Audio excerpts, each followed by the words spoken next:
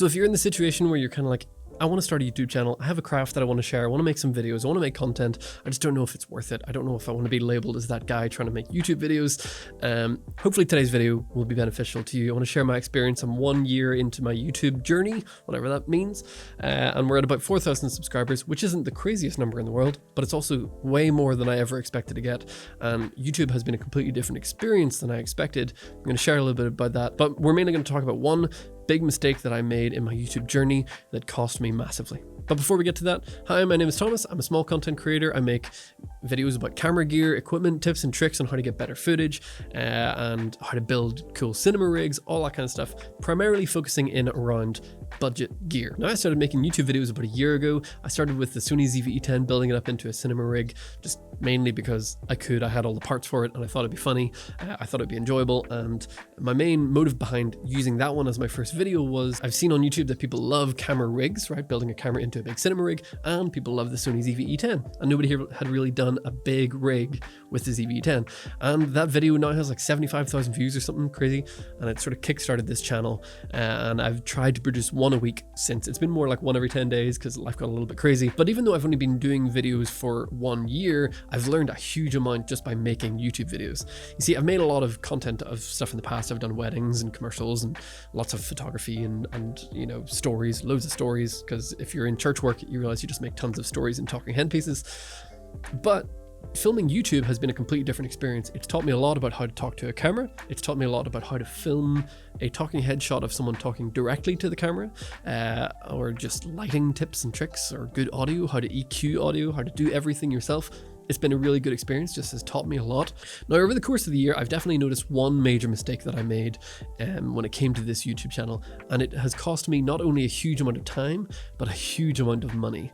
And that mistake was honestly that I didn't start doing this sooner. Now hold on, don't click off just yet. I'm serious. Like, YouTube has grown to the point where currently, through all the different resources that you can access through YouTube, whether it's affiliate links, product reviews when companies send you products to review, and affiliate links through those, and just through YouTube monetization, currently with about 4,000 subscribers is generating between $400 and $800 or $900 a month, which is wild. I had no idea that YouTube could be as lucrative as it is, even for smaller subscriber counts. And I was tempted to start making a YouTube channel back in 2018 when I first bought my Sony a7 III. That's when I got obsessed with camera rigs. It's when I got really into cameras in general and like how to get the best footage. I saw a lot of new YouTubers who are up and coming, like, you know, Gerald Undone, Donna Did It, or, you know, that Icelandic guy, there's a lot of channels that are out there that were making really cool stuff. And I was like, I could do that. I could give that a go. But I was scared, I was nervous, I didn't know how to start, I didn't know what to start with. I was like, maybe I need to have like 15 videos planned and made, and then I'll post those. But none of that's true. You don't need that. I started with one video planned, one video made, posted it, and then I was like, you know what, I'm going to keep this going and see what happens. Now, if I'd started this 5 or 6 years ago, who knows where I'd be at right now. You know, if I'd hopped on the YouTube train back when it was really starting to get going, which I don't think it's oversaturated right now, but it's a different landscape than it was 5 or 6 years ago, who knows where we'd be at. Now, the money that we have made over YouTube over this last year has been fantastic. It's been very beneficial. My wife and I just started a business. We opened a small coffee shop, and it's really helped us just pay our bills, you know, because it's an expensive time to be alive and it's an expensive time to have a small business. But we went for it anyway.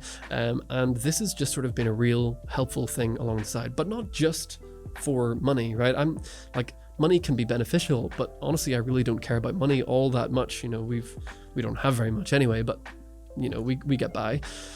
But the other side of it is just mental health side of things.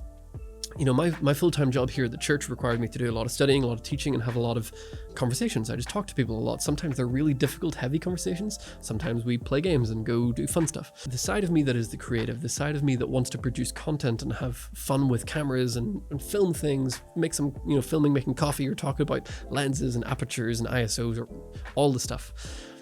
All of that side was being neglected because I was focused so much on my normal 9-to-5 job, which is fair enough. But I had all of this gear and I thought, you know what, I need to put this to good use. And it's been absolutely fantastic. Every week having the target of getting a video out has actually just done wonders for my mental health. It's a separation from my normal stuff to just say, okay, I'm going to sit down and just make a little something. And if you're a creative person and you don't work in a creative job and in the same way, you'll find that you can get burnt out quite easily if you're not having that release of whatever it is you want to create. Say you're a knitter, or you can work with your hands, you can build things, you're a carpenter, whatever it is. Use that and make content about it so that you can inspire others, and you can also just do it yourself. And for me, it's just been a big boost to my mental health. It's just been an encouraging thing each week that I get to do. I get to put out there, I get to see people's response to it, and the people have been so encouraging and so happy, and it's very beneficial. Of course, you get negative comments every so often, but I'm pretty good at just brushing those off or learning from them if I need to. But overall, the YouTube world is actually far more beneficial than you might think. Being creative and letting your creative juices flow and just creating something on a regular basis, I think is just good for a lot of people. It's been really good for me. It has been draining physically. It's tiring.